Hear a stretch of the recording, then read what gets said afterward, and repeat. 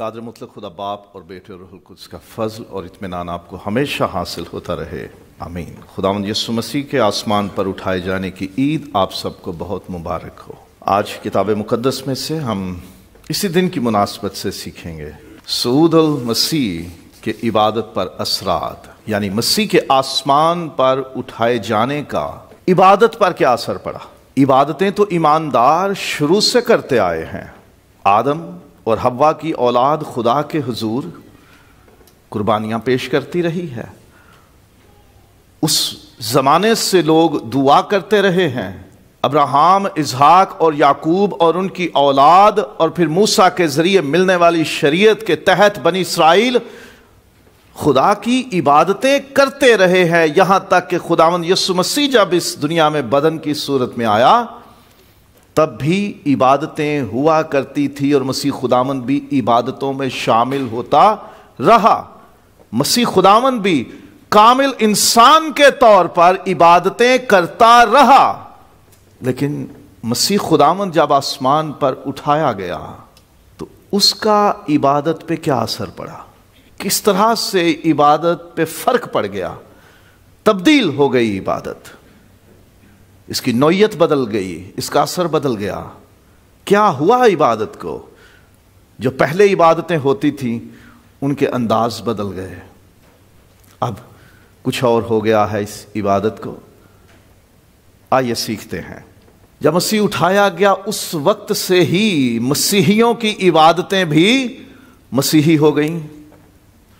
اس سے پہلے کی کوئی عبادت مسیحی عبادت نہیں تھی۔ ساری یا تو شریعت کے ماتحت عبادتیں تھیں یا انسان کی اپنی سوچ سے تیار کی گئی عبادتیں تھیں۔ ایسی عبادتیں تھیں جو یا تو شریعت میں حکم ہوا، موسیٰ کے ذریعے حکم ملا کہ تم اس طرح سے اپنے خدا کی عبادت کرو، تو وہ عبادتیں شریعت کے ماتحت رہیں، یا پھر لوگ خود سے کوئی طریقہ بنا لیتے تھے، اور نئے عہد نامے میں لکھا ہوا ایجاد کی ہوئی عبادتیں اور ریاضتیں، یعنی یا تو شریعت کے ماتحت عبادتیں تھیں یا لوگوں کی اپنی ایجاد کی ہوئی عبادتیں تھیں، اپنی تیار کی ہوئی عبادتیں۔ لیکن جب مسیح خداوند آسمان پر اٹھایا گیا اس وقت سے ایماندار جو عبادتیں اب کرتے ہیں وہ مسیحی عبادتیں ہو گئی ہیں۔ مطلب کیا اس کا؟ وہ مسیح سے جڑ گئی ہیں۔ مسیح کے آسمان پر اٹھائے جانے کے وقت سے ہی مسیحی عبادت میں مسیح خداوند کی پرستش ہوتی ہے۔ جی اٹھنے کے بعد 40 دن تک دکھائی دیتا رہا یسوع، اور جب اٹھایا گیا تو اسی گھڑی شاگردوں نے یسوع کو سجدہ کیا، یروشلم کو لوٹے، اور پھر کہاں گئے؟ ہیکل میں۔ کب ہر وقت ہیکل میں حاضر ہو کر خدا کی حمد کیا کرتے تھے۔ اب وہ موسیٰ کی شریعت کے تحت عبادت نہیں کرتے تھے، اب وہ اپنی ایجاد کی ہوئی عبادت نہیں کرتے تھے، اب وہ ایسی عبادت کرتے تھے جس میں مسیح خداوند کی پرستش ہوتی تھی، مسیح خداوند کو سجدہ ہوتا تھا، مسیح خداوند کو جس کے بارے میں انہیں یقین تھا کہ وہ آسمان پر اٹھایا گیا اور اب وہ باپ کے داہنے ہاتھ موجود ہے، اسے سجدہ کرتے تھے۔ یہ عبادت فرق تھی، یہ عبادت مسیح کی تھی، یہ عبادت فرق ہو گئی، نرالی ہو گئی، انوکھی ہو گئی، کیونکہ مسیح کے آسمان پر اٹھائے جانے کے وقت سے ہی یہ عبادت اب مسیح کی برکت کی حامل ہو گئی ہے، اس میں مسیح کی برکت شامل ہو گئی ہے۔ جب وہ اٹھایا گیا تو کیا کر رہا تھا؟ لوکا کی انجیل کا باب نمبر 24 ہے، آخری باب، اور اس کی 50ویں آیت سے پھر وہ انہیں بیتنیہ کے سامنے تک باہر لے گئے اور اپنے ہاتھ اٹھا کر کیا کیا؟ انہیں برکت دی۔ جب وہ انہیں برکت دے رہا تھا تو ایسا ہوا کہ ان سے جدا ہو گیا اور آسمان پر اٹھایا گیا، اور وہ اسے سجدہ کر کے یروشلم کو لوٹ گئے۔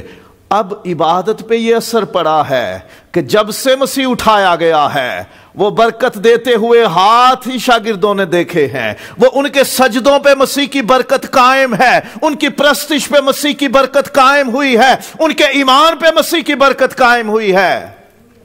تو اب عبادت فرق ہو گئی ہے, نہ موسیٰ کی شریعت کے ماتحت ہے, نہ اپنی ایجاد کی ہوئی ہے. اب وہ عبادت ہے جس پہ یسوع کی برکت ہے, یہ اس برکت کی حامل ہے.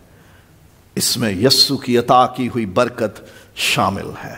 کیا شاندار فرق پڑا ہے عبادتوں کو. مسیح خداوند سے سوال ہوا, عورت نے کہا تھا جو کنویں پر ملی سامری عورت, تم یہودی ہو, تم اس پہاڑ پہ اور ہم اس پہاڑ پہ خدا کی پرستش کرتے ہیں. یسوع نے اس سے کہا اب فرق پڑ جائے گا, وہ وقت آتا ہے, نہ اس پہاڑ پر نہ اس پہاڑ پر, نہ اس جگہ نہ اس جگہ, نہ یوں نہ وہ وقت آتا ہے جب سچے پرستار روح اور سچائی سے خدا کی پرستش کریں گے. خدا روح ہے اور ضرور ہے کہ اس کے پرستار روح اور سچائی سے خدا کی پرستش کریں. مسیح نے بتا دیا ایک تبدیلی آئے گی, عبادتوں میں تبدیلی آئے گی, عبادت کے مقام میں تبدیلی آئے گی, عبادت کے انداز میں تبدیلی آئے گی, کیونکہ یہ تبدیلی مسیح کے اٹھائے جانے کے وقت سے آ گئی. مسیح پرستش میں شامل ہو گیا اور مسیح کی برکت اس عبادت میں شامل ہو گئی ہے. اور مسیح کے آسمان پر اٹھائے جانے کے سبب سے, because of the ascension of Christ, اس کی وجہ سے مسیحی عبادت میں مسیح کا روح بھی شامل ہو گیا ہے. خداوند یسوع نے وعدہ کیا تھا, میں جاتا ہوں تمہارے لیے دوسرا مددگار بھیجوں گا, یعنی روح حق, وہ سچائی کا روح جو تمہاری رہنمائی کرے گا, تمہیں سکھائے گا, تمہیں باتیں یاد دلائے گا, تمہارے دل کو ابھارے گا, قائل کرے گا, سکھائے گا, تمہارا رہنما ہوگا, تمہارا مددگار ہوگا, تمہاری شفاعت کرے گا, تمہاری وکالت کرے گا. خداوند یسوع مسیح نے کہا وہ روح بھیجوں گا, اور بائبل کہتی ہے کہ ہمیں مسیح کا روح دیا گیا ہے, جس کے سبب سے ہم اب غلام نہیں بلکہ بیٹے بن گئے ہیں. ہم خدا کے بیٹے اور بیٹیاں بن گئے ہیں, کیونکہ ہمیں مسیح کا روح, خدا کے بیٹے کا روح دیا گیا ہے. وہ روح جب ہماری عبادتوں میں شامل ہو جاتا ہے تو ہمیں خدا اجنبی کے طور پر نہیں دیکھتا, وہ ہم میں اپنے بیٹے کا روح دیکھتا ہے. جب آواز آتی ہے دعاؤں کی, حمد و ثنا کی, درخواستوں اور منتوں کی, شکر گزاریوں اور مناجات کی, تو خدا باپ کو اپنے بیٹے کے روح کی آواز, آہیں اور سسکیاں سنائی دیتی ہیں. ایک فیملی کے بیٹی کا ایکسیڈنٹ ہو گیا, وہ زندگی اور موت کی کشمکش میں تھی. ڈاکٹرز نے کہا کہ یہ اب اس زمین پر اپنا سفر مکمل کرنے کو ہے, لیکن اس کے بدن کے اعضاء کسی کے کام آ سکتے ہیں. اگر آپ چاہیں تو اس کے بدن کے آرگنز کسی اور کو ڈونیٹ کر کے, بدن کے حصے کسی اور کو عطیہ کر کے اسے زندہ رکھا جا سکتا ہے. تو اس لڑکی کا دل کسی اور کے کام آیا. پہلے انہیں پتا نہیں تھا کہ کس کو دیا گیا. جب ماں باپ کو بہت عرصے بعد پتا چلا کہ وہ کون ہے کہ جس کے سینے میں اب بھی ان کی بیٹی کا دل دھڑک رہا ہے, انہوں نے ایڈریس لیا, اور ڈاکٹرز کے پاس اسٹیتھوسکوپ ہوتا ہے, وہ کانوں پہ لگاتے ہیں, وہ دھڑکن سنتے ہیں. اسٹیتھوسکوپ لیا, سفر کر کے اس شخص کے گھر پہنچے, اس کو ملے اور اس سے کہا کہ ہم ایک بار اپنی بچی کے دل کی دھڑکن سننا چاہتے ہیں. اور کانوں پہ لگا کے اسٹیتھوسکوپ انہوں نے دھڑکن سنی. It's true story. بہت ساری ایسی کہانیاں ہیں. ماں باپ اس شخص کو جب بھی دیکھتے ہوں گے تو انہیں وہ کیا لگتا ہوگا کہ اس آدمی میں, اس نوجوان میں हमारी बेटी का दिल धड़क रहा है, वो उसे कैसे मिलते होंगे। खुदा बाप हमें जब देखता है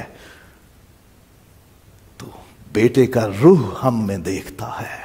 वो अपने बेटे के रूह की आहें और सिसकियां और शुक्रगुजारियां और इबादतें और हम्दो सना जो हम में रहकर पाक रूह करता और करवाता है, बाप उसे सुनता है। अब इबादतें बदल गई हैं। जब मसीह आसमान पर उठाया गया तो वादे के मुताबिक रूहुल कुद्स उसने भेजा, अपना रूह भेजा, बेटे का रूह भेजा, मसीह का रूह भेजा जो हम में आया है। और अब बाप के सामने हम अजनबी बनकर नहीं, खुदा के बेटे खुदावंद यस्सु के रूह के हामिल होकर पेश होते हैं।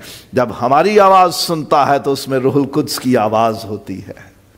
हमें तो दुआ करना नहीं आता, लेकिन रूह हमारे लिए आहें भर भर कर हमारी शिफात करता है। वो हमारे लिए आहें भरता है। अब इबादत बदल गई है। मसीह की प्रस्तिश होती है इबादत में मसीह की बरकत शामिल हो गई है और इबादत में मसीह का रूह शामिल हो गया है। इबादत में यूं फर्क पड़ा मसीह के आसमान पर उठाए जाने से कि मसीह खुद इस मसीही इबादत की कबूलियत का जामिन हो गया है। वो आसमान पर तख्त नशीं है, बाप के दाहिने हाथ बैठा है, हमारी शिफात के लिए, हमारे लिए इंटरसेशन करने के लिए, हमारी सिफारिश करने के लिए। जो दुआ हम करते हैं यस्सु के नाम से जब करते हैं तो खुदावंद यस्सु वो दुआ बाप के सामने पेश करता है। ये मेरा ईमानदार बंदा और बंदी है, ये मेरा शागिर्द है, ये मेरे पैरोकार हैं, इनकी दुआ को कबूल कर। यीशु ने कहा जो कुछ मेरे नाम से बाप से मांगोगे वो तुम्हें मिलेगा। सिर्फ यहां तक नहीं, उसने कहा जो कुछ मुझसे चाहोगे वो मैं तुम्हारे लिए करूंगा। वो आसमान पर तख्त नशीं है, वो बादशाह बन के बैठा हुआ है, वो इंसाफ करने के लिए बैठा है, वो अता करने के लिए बैठा है, वो मुहैया करने के लिए बैठा है, वो दुआओं और मुनाजात को सुनने और कबूल करने के लिए बैठा है, वो हम्द और तारीफ कबूल करने के लिए बैठा है। जब हम इबादत करते हैं, यस्सु के नाम की इबादत करते हैं, उसकी इबादत करते हैं, उसके रूह के वसीले करते हैं, उसकी बरकत में करते हैं, तो वो इबादत उसे पसंद आती है और वो जो कुछ हम मांगते हैं वो हमें देता है। वो जामिन है, वो गारंटर है। यकीन है हमें कि अब हमारी इबादतें जाए नहीं, वेस्ट नहीं, बेकार नहीं, कबूल होती हैं, क्योंकि कबूल करने वाला हमारा आसमान पर मौजूद है। किसी और को ये एजाज हासिल नहीं कि वो जिंदा है और वो आसमान पर है और फिर वो तख्त नशीं है और फिर वो साहिब इख्तियार है और फिर उसके पास जिंदगी का इख्तियार है, उसके पास देने का भी इख्तियार है, उसके पास बचाने का भी इख्तियार है, उसके पास इंसाफ का भी इख्तियार है। ये किसी और के हिस्से में ये एजाज नहीं, ये हमारी इबादतों को सुनने और कबूल करने वाले का एजाज है कि हमारा खुदावंद जिंदा है, आसमान पर है, तख्त नशीं है, इख्तियार वाला है और सब चीजों का कब्जा अपने हाथ में रखने वाला है। ये गारंटी है, मसीह हमारी गारंटी है। फर्क यह पड़ा है मसीह के आसमान पर उठाए जाने से कि अब मसीह खुद हमारी इबादतों के कबूल होने की गारंटी बन गया है, जमानत बन गया है। पूरी होती हैं इबादतें, दुआएं, दरखास्तें, शुक्रगुजारियां, मुनाजात, हदिये, नजराने सब कबूल होते हैं, क्योंकि जिसके लिए करते हैं वो जिंदा है और उसकी बरकत से करते हैं वो कबूल करता है, उसके रूह के वसीले करते हैं तो वो कबूल करता है। और मसीह के आसमान पर उठाए जाने के सबब मसीही इबादत मसीह की कहानत और शिफात से मुज़य्यन है। It is decorated. हुस्न बढ़ गया है हमारी इबादतों का, शान ही बढ़ गई है हमारी इबादतों की। اب جو مسیح کے ماننے والے مسیح کی پرستش کرتے ہیں، اس کی برکت سے کرتے ہیں، اس کے روح کی ہدایت سے کرتے ہیں، اس پر ایمان رکھ کے کرتے ہیں، ان کی عبادتوں کی رونق ہی بڑھ گئی ہے، ان کی عبادتوں کا روب ہی بڑھ گیا ہے، ان کی خوبصورتی ہی بڑھ گئی ہے، کیونکہ ان عبادتوں میں سردار کاہن یسوع خود ہے، اور اس میں باپ کے سامنے ہماری درخواست پیش کرنے والا، ہماری شفاعت کرنے والا، ہماری انٹرسیشن کرنے والا، ہمارا کام کروانے والا، ہمارا سفارش کرنے والا یسوع ہے۔ اگر یسوع زمین پہ ہی رہتا تو ہمیں بھروسہ نہ ہوتا کہ آسمان پر اس کی چلتی ہے۔ خود جو باہر ہے وہ کسی اور کو اندر نہیں لے جا سکتا، خود جو اس قابل نہیں کہ اپنے لیے کچھ کر سکے وہ کسی اور کے لیے کیا کرے گا؟ ہمارا خداوند جب آسمان پہ اٹھایا گیا ہے تو ہماری عبادتوں کو اس نے خوبصورت کر دیا ہے، ڈیکوریٹڈ کر دیا ہے، مزین کر دیا ہے، آراستہ کر دیا ہے، ان کی شو بڑھا دی ہے، ان کی رونق بڑھا دی ہے، کیونکہ ہماری عبادتوں میں سردار کاہن یسوع خود ہے، اور ہمارے لیے درخواست اور منت اور التجا بھی وہی کرتا ہے۔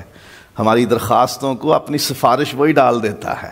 یہ کسی اور عقیدے، ایمان، مذہب کی عبادتوں کو یہ شرف حاصل نہیں ہے۔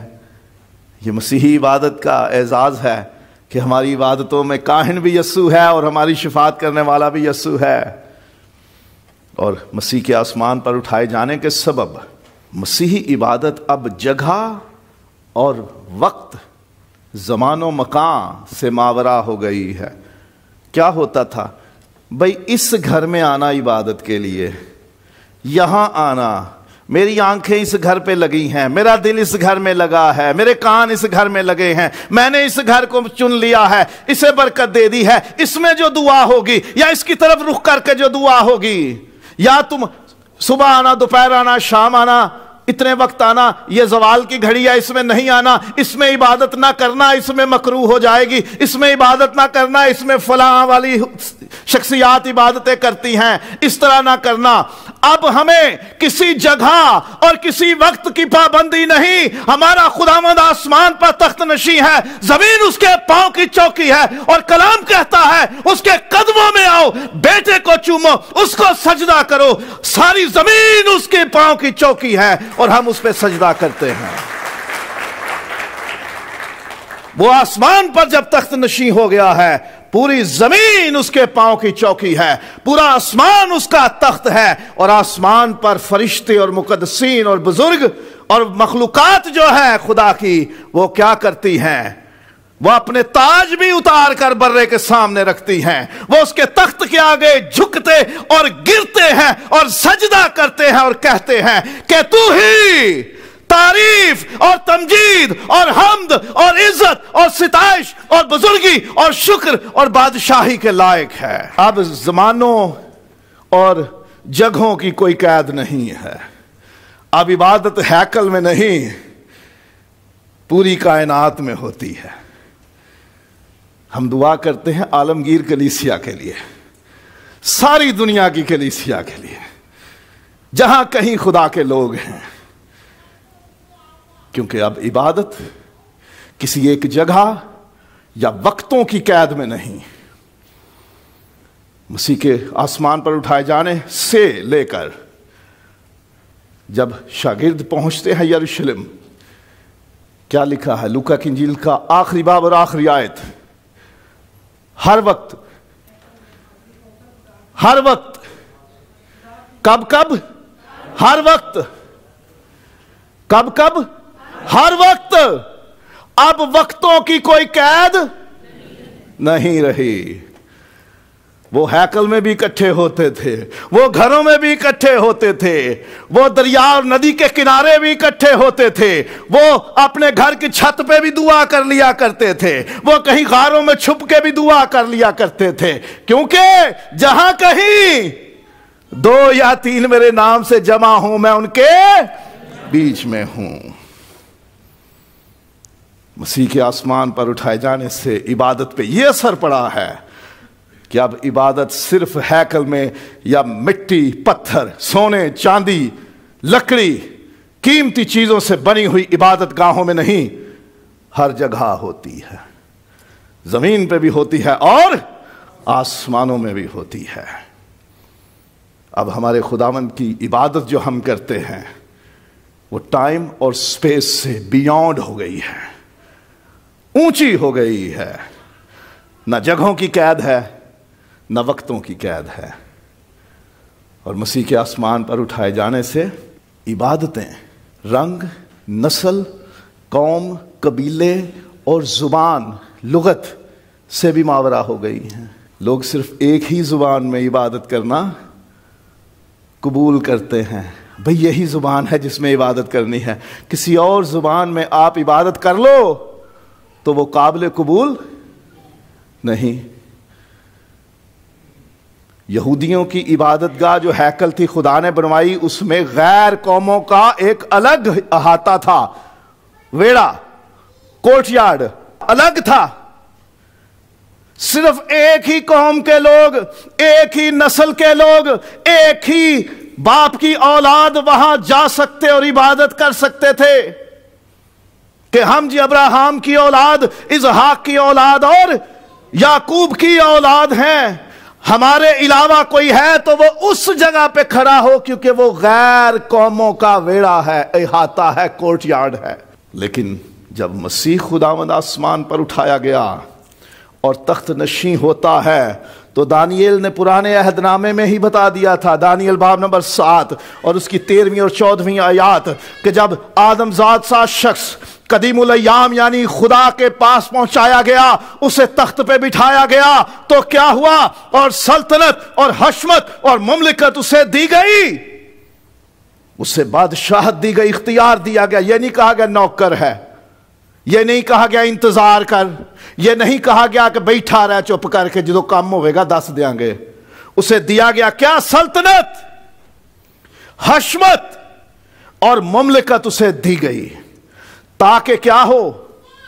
سب لوگ اور امتیں اور اہل لغت، ہر زبان بولنے والا، ہر قوم سے تعلق رکھنے والا، پوری دنیا میں جہاں کہیں بھی لوگ آباد ہیں، ہر جگہ سے تعلق رکھنے والے لوگ اس کی خدمت گزاری کریں۔ یہاں لفظ آیا خدمت گزاری، اسی لفظ کا دانییل میں ترجمہ کیا گیا 3 باب میں، جب بادشاہ مورت بنواتا اور کہتا ہے کہ تم اس مورت کی عبادت کرو، وہی لفظ یہاں ترجمہ کیا گیا خدمت گزاری کریں، اس کے نوکر بن جائیں، اس کے حضور ہاتھ باندھ کر کھڑے ہوں۔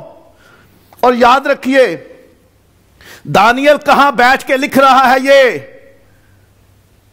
غیر قوم بادشاہوں کے درباروں میں، ان کے محل میں، ان کی دی ہوئی جگہ پر مکاشفہ لکھ رہا ہے، نبوت لکھ رہا ہے۔ اسے معلوم ہے کہ جس کو بادشاہ بنایا جاتا ہے ساری دنیا کے گھٹنے اس کے آگے جھکتے ہیں، گردنیں اس کے آگے جھکتی ہیں۔ وہ اپنی مورت کھڑی کر دے تو لوگ اسے سجدہ کرتے ہیں، اگر کوئی اسے سجدہ نہ کرے تو بادشاہ کا دشمن، مخالف اور غدار سمجھ کر اسے مار دیا جاتا ہے۔ وہ اس ماحول میں لکھ رہا ہے کہ بادشاہ زمین پر جو ہیں وہ قائم رہنے والے نہیں، ہمارا بادشاہ جو انسانوں سا دکھتا ہے، وہ جو تخت پر بٹھایا گیا، ساری سلطنت اس کی ہوگی، اور ہر ایک قوم، ہر ایک قبیلے، ہر زبان بولنے والے لوگ اس کے آگے جھکیں گے، گریں گے، سجدہ کریں گے، اس کی نوکری کریں گے، اس کی غلامی کریں گے، اس کی عبادت کریں گے۔ اب کسی ایک قوم کا خداوند نہیں، وہ کسی ایک قبیلے کا خداوند نہیں ہے۔ ہاں لکھا ہے یہودا کے قبیلے کا ببر، وہ جو داؤد کی اصل ہے۔ ہاں لکھا ہے کہ وہ اسرائیل کا ستارہ ہے۔ ہاں لکھا ہے کہ وہ اسرائیل کی کھوئی ہوئی بھیڑوں کو بچانے، چھڑانے، ان کو ڈھونڈنے آیا ہے۔ ان کو نجات دینے آیا ہے۔ جب یسوع آسمان پر تخت نشین ہو گیا ہے تو وہ کسی ایک قوم کا نہیں رہا، وہ تمام جہان کا خداوند ہو گیا ہے۔ وہ جہانوں کا، وہ قوموں کا، وہ قبیلوں کا، وہ امتوں کا خداوند ہو گیا ہے، اور ہر ایک قوم، ہر ایک قبیلہ، ہر ایک زبان بولنے والا اس کے آگے جھکے گا، سجدہ کرے گا اور اس کی عبادت کرے گا۔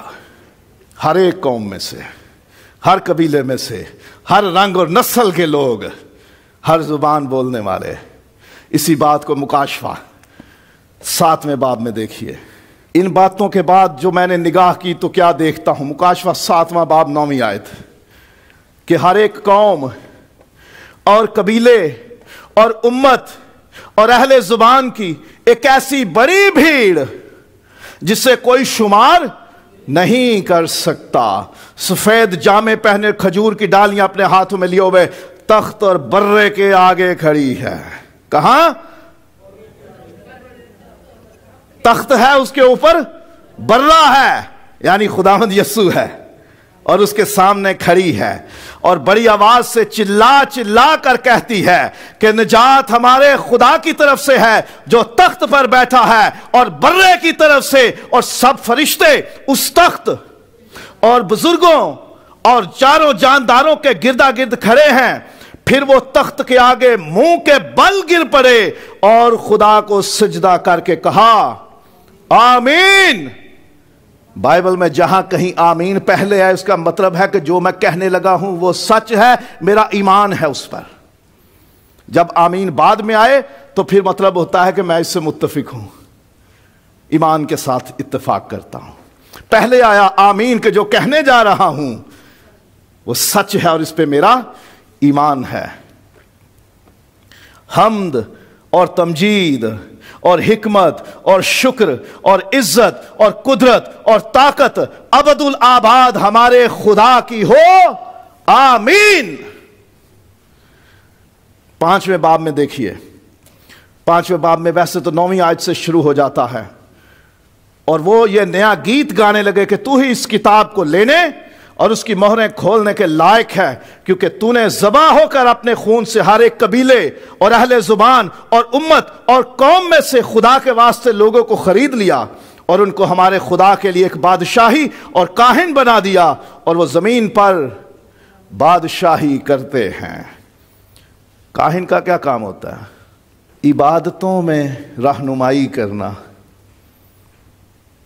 ہر ایک قوم، ہر ایک قبیلے، ہر ایک زبان بولنے والوں میں سے خون سے لوگ خرید لیے تاکہ وہ کاہن بن جائیں، خدا کے حضور اس کے تخت کے سامنے کھڑے ہوں۔ جیسے صرف کاہن قربان گاہ کے سامنے کھڑے ہو سکتے تھے، ساری قوم خیمے سے باہر، پردے کے اندر صرف کاہن، اب ان کو کاہن بنا دیا گیا۔ یسوع نے اپنی موت کے وقت اوپر سے نیچے تک پردہ جب پھٹ گیا تو ظاہر کیا کہ اب بیچ میں فاصلہ نہیں رہا، سب آ سکتے ہو، باپ کے تخت کے سامنے آ سکتے ہو۔ تو کاہن کا تو کام ہی عبادتوں سے تعلق رکھتا ہے۔ یسوع نے جب لوگوں کو چھڑایا ہے تو عبادتوں کے لیے چھڑایا ہے، اور وہ زمین پر بادشاہی کرتے ہیں۔ اور جب میں نے نگاہ کی تو اس تخت اور ان جانداروں اور بزرگوں کے گردا گرد بہت سے فرشتوں کی آواز سنی جن کا شمار لاکھوں اور کروڑوں تھا، اور وہ بلند آواز سے کہتے تھے کہ ذبح کیا ہوا برہ ہی قدرت اور دولت اور حکمت اور طاقت اور عزت اور تمجید اور حمد کے لائق ہے۔ پھر میں نے آسمان اور زمین کے نیچے کی اور سمندر کی سب مخلوقات کو، یعنی سب چیزوں کو جو ان میں ہیں، یہ کہتے سنا کہ جو تخت پر بیٹھا ہے اس کی اور برے کی حمد اور عزت اور تمجید اور سلطنت ابد الآباد رہے۔ اور چاروں جانداروں نے آمین کہا اور بزرگوں نے گر کر سجدہ کیا۔ اسی لیے فلپیوں 2 باب میں پولس رسول نے مسیحیوں کا گیت جو اس وقت گاتے تھے، ہر ایک گھٹنا اسی کے آگے جھکے، خواہ آسمانیوں کا ہو، خواہ زمینیوں کا، خواہ ان کا جو زمین کے نیچے ہیں، اور خدا باپ کے جلال کے لیے ہر ایک زبان اقرار کرے کہ یسوع مسیح خداوند ہے۔ جب یسوع آسمان پر اٹھایا گیا ہے تو ہماری عبادتیں رنگ اور نسل اور قوم اور قبیلے اور زبان سے اوپر ہو گئی ہیں۔ اب ہم کسی بھی زبان میں عبادت کر سکتے ہیں۔ اب کسی بھی رنگ نسل قوم قبیلے کا بندہ ہے، وہ یسوع مسیح پر ایمان لے آئے، اس کے تخت کے سامنے جھکنے کا اسے حق مل جاتا ہے، اس کے قدموں میں جھکنے کا حق مل جاتا ہے، اسے مسیح خداوند کے نام سے عبادت کرنے کا حق مل جاتا ہے، مسیح کا روح سے مل جاتا ہے، اور مسیح اس کی شفاعت کرتا، اس کی سفارش باپ کے سامنے کرتا ہے، اس کی دعاؤں اور عبادتوں اور شکر گزاریوں میں مسیح اور اس کا روح تاثیر پیدا کرتے ہیں۔ ہم بھلے بدن کے اعتبار سے اسرائیلی نہ ہوں، یعقوب کی اولاد نہ ہوں، یہودا کے قبیلے سے نہ ہوں، مسیح پر ایمان لانے کے سبب سے جتنوں نے اسے قبول کیا، اس نے انہیں خدا کے بیٹے اور بیٹیاں بننے کا حق بخشا۔ جہاں لفظ فرزند آتا ہے اس میں بیٹے اور بیٹیاں دونوں ہوتے ہیں، یہ یاد رکھیں۔ جہاں فرزند آئے گا وہاں بیٹے اور بیٹیاں دونوں ہوتے ہیں۔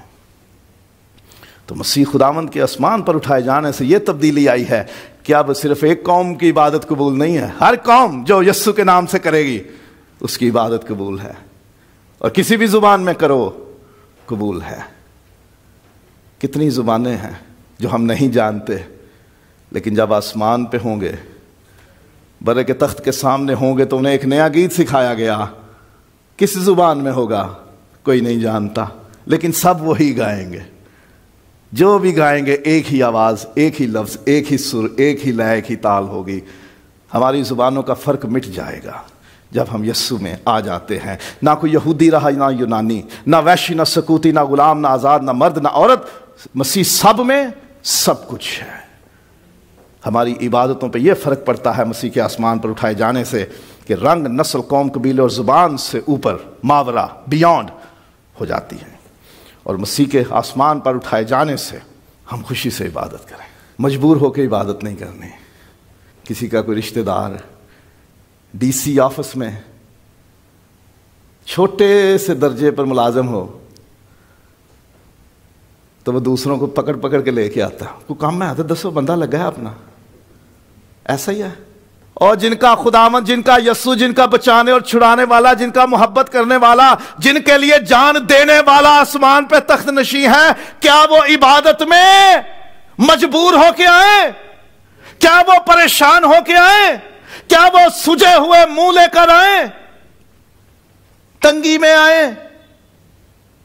خوشی سے آنا چاہیے، میرا یسوع ہے، اس کے تخت کے سامنے جانا ہے، اس کے پاؤں کی چوکی پہ سجدہ کرنا ہے، اسے مبارک کہنا ہے، اس سے لپٹنا ہے، اس سے چومنا ہے، اور اس کے بدن اور خون کو کھانا اور پینا ہے، اس کی برکت سے بھر جانا ہے، اس کے روح سے بھر جانا ہے، اس کی شفاعت لینی ہے، اس کی سفارش سے میری درخواستیں پوری ہونی ہے۔ میں تو بھاگ بھاگ کے جاؤں گا کیونکہ میرا یسوع رہتا وہاں۔ خوشی ہونی چاہیے، جس سے محبت لگی ہو، جس کے ساتھ کوئی تعلق جڑا ہو، پج پج وہ بوئے اگے جائیدا ہے، بھاگ بھاگ کے اس کی طرف جائیں گے، کوئی طریقہ مل جائے اس کے دیدار کا، اس کی شکل دیکھنے کا۔ جو مجھ سے محبت کرتا ہے، جس نے میرے لیے 5000 کا ایزی لوڈ نہیں، اپنی جان دے دی ہے، جہاں وہ رہتا ہے، جہاں اس کا تخت لگا ہے، جہاں اس کا مسند اور اس کی کرسی لگی ہے، کیا میں وہاں نہ جاؤں؟ خوشی سے آؤ، کیونکہ میرا یسوع رہتا یہاں میرے یسوع کا تخت ہے، میرا محبوب ہے، میرا عاشق ہے، میرا لور ہے، وہ جس نے مجھے فون شون نہیں، کوئی کپڑا ٹاکی نہیں، کوئی ایزی لوڈ نہیں، جان دے دی ہے، پوری کائنات لکھ کے دے دی ہے، بادشاہت لکھ کے دے دی ہے۔ تم جو میرے پیچھے چلے ہو، تختوں پر بیٹھ کر انصاف کرو گے، خوشی سے عبادت کرنی ہے، کیونکہ یسوع رہتا وہاں، اور خوشی کے ساتھ دلیری اور ایمان سے، گھبرا کے عبادت نہیں کرنی، کیونکہ میرا یسوع آسمان پہ بیٹھا ہے، اس کا روح مجھ میں ہے، اور اس جگہ پر بھی اس کا تخت لگا ہوا ہے، کیونکہ اب ہماری عبادت جگہ، وقت اور زبان اور قوموں، قبیلوں، رنگوں، نسلوں سے اوپر ہو گئی ہے۔ جہاں بھی ہیں وہیں یسوع کا تخت ہے۔ زبور 29 میں لکھا ہے کہ خداوند اسرائیل کی حمد و ثنا پر تخت نشین ہے۔ جہاں اس کی تعریف ہوتی ہے وہاں اس کا تخت لگ جاتا ہے۔ وہ گیت میں بھی گاتے ہیں نا، تخت بنا کے پرستش کا سارے یسوع کو بٹھائیں، مالا بنا کر گیتوں کی یسوع کو پہنائیں۔ تو یسوع کے آسمان پر اٹھائے جانے سے ہماری عبادتیں بدل گئی ہیں، نرالی ہو گئی ہیں، انوکھی ہو گئی ہیں۔ ان کی شان بدل گئی ہے، ان کے حسن، ان کی خوبصورتی، ان کا جمال بدل گیا ہے، کیونکہ ان میں یسوع کی پرستش ہے، ان میں یسوع کی برکت ہے، ان میں یسوع کا روح ہے، ان میں یسوع کی سفارش اور شفاعت ہے، یسوع ان میں خود کاہن ہے۔ اور جب ہماری عبادتیں وقتوں، زمانوں، جگہوں سے ماورا ہو گئی، زبانوں سے بھی ماورا ہو گئی، گھبرائے نہیں، پنجابی ہے، اردو ہے، انگریزی ہے، کوئی بھی زبان ہے، وہ سب سنتا ہے، ہر زبان میں اس کی عبادت اسے قبول ہے۔ اب وہ کسی ایک زبان پہ نہیں ٹکا ہوا۔ یہ ہے مسیح کے آسمان پر اٹھائے جانے کی برکت، تاثیر، فضیلت جو ہماری عبادتوں میں ڈھل گئی ہے۔ خوشی سے آؤ، دلیری سے آؤ، ایمان سے آؤ، کیونکہ تخت پہ میرا یسوع ہے جس نے میرے لیے جان دی ہے۔ جب اس نے جان ہی دے دی ہے تو باقی کیا کچھ پیچھے ہے۔ وہ آواز دیتا ہے، میں ہوں نا، اے بچوں مت گھبراؤ، میں ہوں نا۔